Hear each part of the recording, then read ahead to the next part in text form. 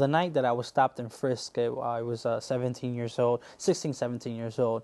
I was coming from the bodega. I was walking northbound on my block. All of a sudden, this dark vehicle, like an Impala, unmarked vehicle, pulled up behind me, and sort of these guys walked out and then sort of touched me and pushed me against the wall.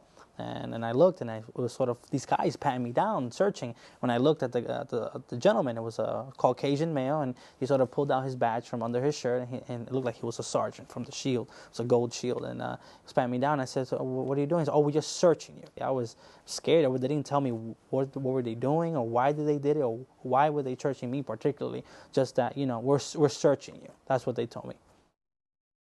George Espinal is now 25 years old. Today, he studies criminal justice administration at John Jay College. It would be comforting to think that what happened to him 8 years ago is an old story.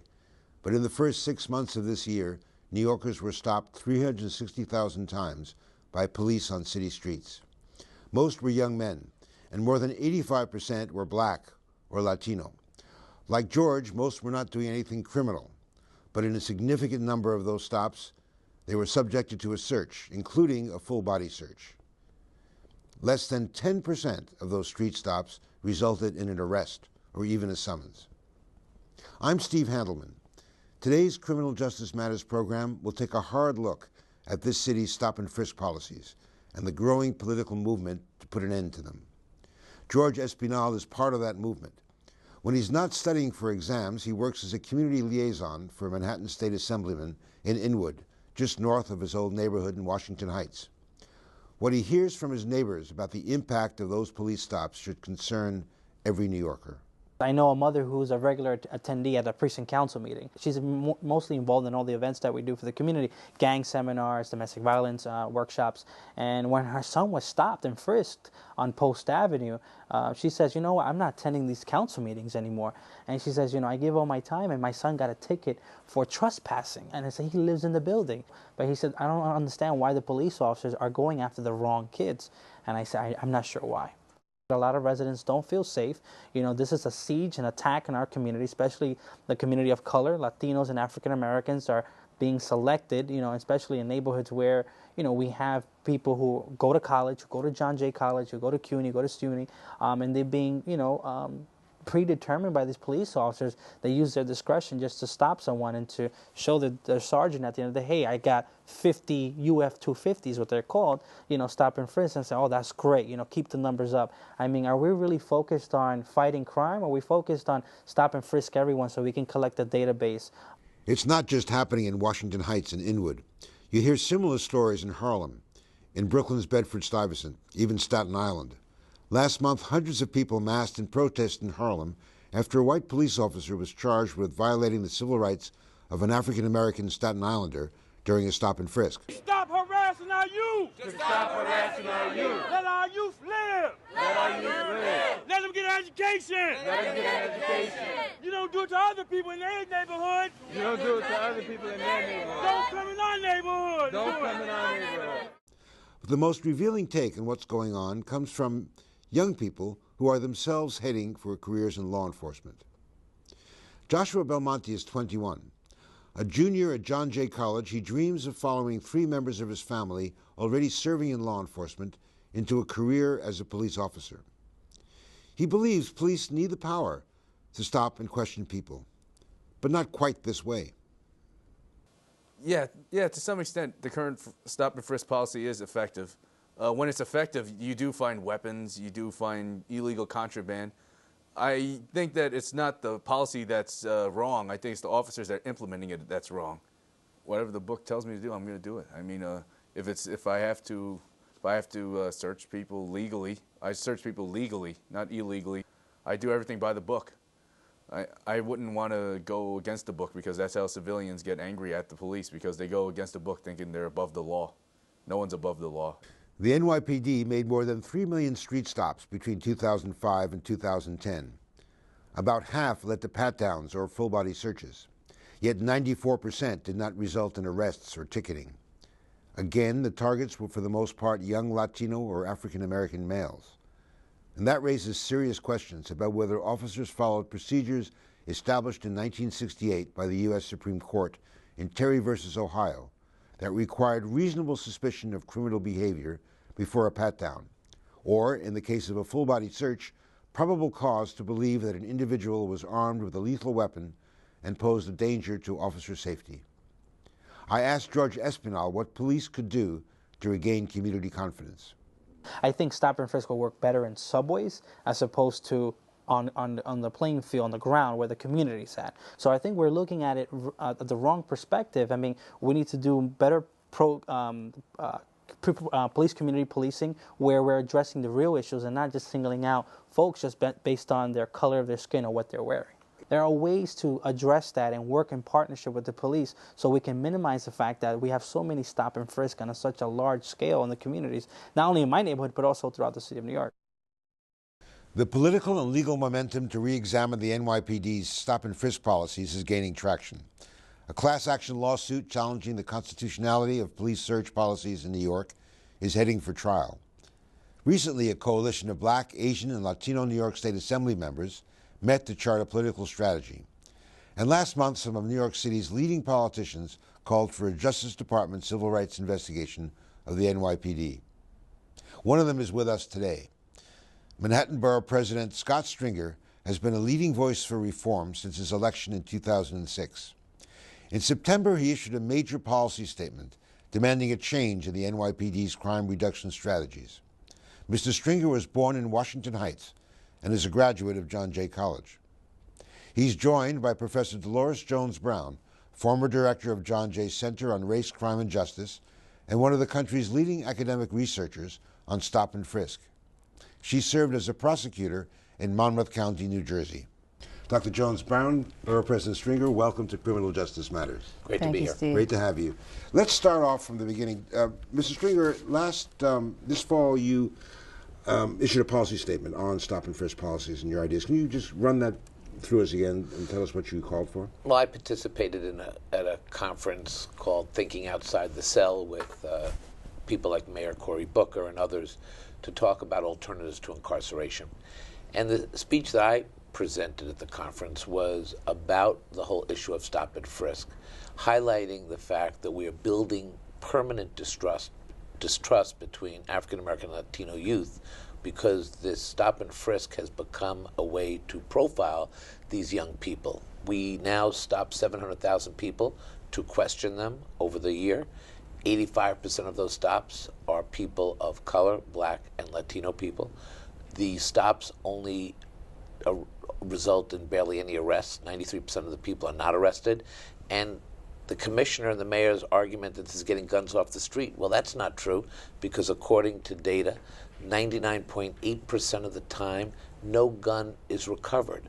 So we have to go back to the drawing board and figure out a way to look at stop and frisk and make it constitutional and live by the laws in this country, because we are violating the civil rights of many, many people. We called for a federal investigation, myself, Senator Eric Adams, Councilmember Jumaane Williams, a host of advocates, elected officials, because we recognize that this is not smart policing. We can be tough on crime, and there is a need for stop and frisk, but we have to be smart on crime and look to other ways of dealing with policing. Professor David Kennedy, for example, at John Jay College, has, I think, looked at different cities and other ways that we can reduce gang violence and homicide among youth. This practice, I think, has served its purpose in its present form. These policies have gone on for quite a while. Why are we paying more attention to them now? Well, the stop and frisk controversy in the city is going on, to my mind, at least since the year 2000. There was a Justice Department investigation back then to highlight some of why stop and frisk violates the civil rights of people. In those days, Professor, you probably know, there were only a couple 100,000 stops. Today, 11 years later, it's totally a tool that's used every day. 700,000 people this year are going to be stopped, majority people Black and Latino. That's not right. And I will say something that you will agree with me. I've never been stopped and I've never been frisked. And the notion that someone who looks like me would be put up against the wall just doesn't happen in this city. It's not something in my everyday life. And yet, if you ask a grandmother or a parent of an African American male, That is what the parents and grandparents worry about when they send their child out for a quart of milk or a teenager out to hang out with their friends. Will you come back and stay away from the police officer? Isn't that incredible in this day and age, in this diverse city? We have got to change this. Dr. Jones-Brown, why the escalation? What's happening in police culture or in the city itself that's accounted for the sudden escalation in stop and frisks? In terms of the actual phenomena, the police have taken a stance that it is an effective crime-fighting tool. And despite the fact that there's no empirical evidence to support it, and the fact that the existing evidence says only in about 12% of all stops do we either issue a summons or make an arrest, the police have not been deterred by that from going forth and saying this is an effective crime-fighting tool. They believe that it's suppressing crime, but there's nothing to support that. And the notion that they want to be seen as being proactive about crime fighting, they like the fact that crime has declined. They think if we do more stop and frisk, it will decline more. And so stop and frisk over a 10-year period increased threefold, but the yield from stop and frisk did not increase anywhere near threefold. And so it is a mistaken belief that it's an effective tool. And I think it has something to do with who it is that's being subjected most to the practice that keeps us from being able to make a different decision. I think there are stereotypes about who the criminals are in the city. There are various people who say that, you know, the people who are represented in crime statistics are black and brown, and therefore it's okay to stop a lot of black and brown people. If in fact they were making 90% of arrests during stop and frisk, maybe that would be an acceptable line of argument. But the fact that so many innocent people are being impacted by this particular practice says that there's something we definitely need to do differently. Is this a question, is it police culture? We had, in the 90s, we had a community policing culture among many of the neighborhoods around New York City, and that seems to have changed. What's happened to change that? Is there something in police culture perhaps since 9/11 that's changed how police operate in communities? Well, no, we had the issue before 9/11, and then there was this notion that people became more accepting of stop and frisk procedures post 9/11 because we think we know what terrorists look like. But it's this notion of being able to show productivity measures. And so we look at the number of UF-250s, and that's the document that verifies the stop and frisk. But we are asked not to look at the fact that all that activity is not producing summonses or arrests. And the original notion was that this kind of activity would produce arrests of serious felons, and that data is not available either. So is this racial profiling, pure and simple? It appears to be, and if we don't want to call it racial profiling, it's certainly appearance stereotyping, because there will definitely be people who are dressed certain kinds of ways. Young people in particular. Michelle Fine at the CUNY Graduate Center has documented the young people between, say, ages 14 and 21 who are not only stopped, but they're repeatedly stopped within a week, within a month, and that is sort of driving much of the statistics that we have about stop and frisk. I think you make the argument about forms that are filled out by the police after they do a stop and frisk, and they always check off the box furtive movement. Basically, if you walk, you are suddenly someone who should be stopped and frisked. The problem with that piece of paper is because you simply check that off, a police officer who makes the stop doesn't anymore in his mind justify the stop because there's no check on him. You just check, person moved, I stopped. So we are playing into this notion that no one has to think when they're out in the street to make that decision. And I, for one, believe that the stop and frisk program has value when there is reasonable suspicion that someone has a gun or has committed a crime. Please stop that individual. We want police officers to intervene. But why would you randomly select people based on skin color, clothing, and put people up against the wall? That's dangerous. And in the time that we have, obviously the low-level marijuana arrests and other issues pertaining to stop and frisk, what we're really doing is putting a whole lot of young people into a court system that is having disastrous impact on their lives. If you get caught up in one of these stop and frisks, you could end up getting a record. You may not get a Pell Grant. You may never get a job. And we're criminalizing young people at a very, very early age. So what I'm urging people to do is take a deep breath and let's have a larger discussion about criminal justice and policing in New York City and follow the lead of LA and Boston and Chicago. I mentioned Professor Kennedy, the work that you're doing. Why can't we have experts working with the police? We have a great police commissioner, Ray Kelly. We've got a great former police commissioner, Bill Bratton, Commissioner Timoney. We've got people who work with Cory Booker and now at Rahm Emanuel. Why not bring everybody together and let's figure out what policing is going to look like in the post-Bloomberg era and not wait until it's too late? As I said in the opening, this has started to get traction, but it's still a tough political nut to crack. You have a very popular mayor, popular police commissioner. What chances are there, do you think, at this stage to really get change? We certainly have a popular police commissioner. I'm not sure this third term is getting rave reviews from anybody. But this is a great time to discuss it, because if you are someone like me who's a borough president and represents over 1 million people, I have great respect for Commissioner Kelly. I think he's done an amazing job. After 9/11, thank God he was police commissioner, right? And you know, in the first term of Bloomberg, he has done an amazing job.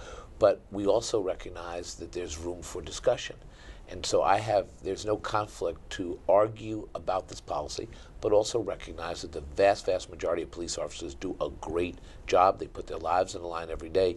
So within the context of that, through the lens of that, we do have a right to challenge, especially when we believe that the civil rights and constitutional rights of people are being violated every day on the streets of New York. How much of this can be dealt with just in sheer regulation, just changing police practices rather than going through new legislation or court cases? Well, I got to tell you, the speech that I gave at Riverside Church, as we were showing it to people, and PD knew that this conference was coming, and we were getting out there, and also Assembly Member Hakeem Jeffries, who was such a great leader on this issue of small marijuana arrests, suddenly the police commissioner, the day before the conference, eliminates that by regulation. Coincidence? Well, it doesn't mean that he's weak by doing that. It just means that we're making arguments that he's listening to. Mm-hmm.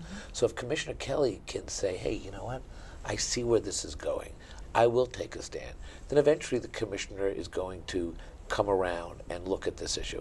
And if he doesn't feel he has to do it, the next police commissioner in the city of New York, the next mayor of the city of New York, must evaluate and look at these policies. One of your policy steps is changing the behavior of the police at the start, at the academy level, so they have a sense of training about what's stoppable, what's not stoppable when they're... Is that... I mean, let's talk a little bit about that in the time we have left, about what kinds of changes can be made at the precinct level, at the command level, that might develop and might have sort of immediate changes in the street. I would argue that the CompStat system of accountability has certainly helped reduce crime in many categories, although we could also argue crime is creeping back up. The police force is down thousands of officers. Some of them, so many are working on terrorism cases. That's another issue about bringing back the police force to 1991 levels or 1992 levels. But we do have to put in place accountability. So when you fill out a form furtive movement, and that's something like 80% of all people check off that box when you stop and frisk somebody, we do need a CompStat system to say to young police officers, why were these stops made? We have X number. We should include that in CompStat accountability and start at the precinct level with the commander. So when he addresses the team, he talks about constitutionality of stop and frisk, what the proper procedure is. I think there is so much brain power right here at John Jay. There's so many people who would gladly assist in that preparation. Professor Jones-Brown, you've been a prosecutor yourself. Mm-hmm. What's the legal framework that has to be in place, or what has to be changed to make changes in stop and frisk's policy? The legal framework itself is already in place, and Terry tells us that you're allowed to stop and question a person if you believe that you have to have facts which make you believe that they're involved in criminality or about to be involved in criminality. But the pat down is only permitted if you believe the person is armed and dangerous. And so part of the complaint against stop and frisk is that police are actually using it as a means of searching for any kind of evidence of criminality, which would be illegal. I think there is an emphasis on certain neighborhoods as opposed to others. So the way the stop and frisk is playing out is that people are being policed differently based on where they live. And so that, of course, is one of the problems, and the racial and ethnic disproportionality we see is because the police are being more aggressive in terms of stopping and questioning and frisking people in certain communities as opposed to other. So Mr. Stringer's notion that, you know, being a white male and even growing up in a place like Washington Heights gives him a different policing experience than a young black or Latino person in various neighborhoods in Brooklyn or in Queens is a pretty powerful indicator that we are using race and ethnicity impermissibly, and that we're focusing more aggressive police tactics on certain people and not others. But do we have in place sufficient precedents, Supreme Court precedents? I think or do we need to go absolutely. Much further? It is a matter of making it clear that the police must operate within those parameters, no matter what they believe that they are achieving by their practices, that there are legal limits on the way they can achieve their goals. And so I think the focus has become on crime decline, and it's been become on being able to show on paper that you're doing something, even when the something that you're doing is hurting only segments of the population, those that tend to be the most politically not empowered. And arguably that's one of the reasons why the practice has continued for as long as it has, and it has increased as much as it has, and based on stereotypes of who the criminals are in the city. We had earlier in the show two students, John Jay, who talked about their own experiences stop and frisk. I wanted to ask both of you your own experiences. You have a son. I do. And you grew up in Washington Heights. Maybe let's start with you, Dr. Jones-Brown. Do you worry about your son being stopped? I worry about my son all the time, although he's not a New Yorker.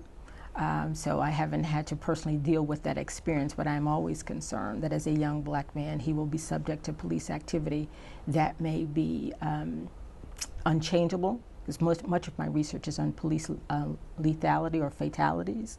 And so I am always concerned that just by virtue of him being a young black man, he will have an encounter with the police that won't end with just a stop and frisk, but I'll get him back in the body bag. What do you tell him to do if he stopped?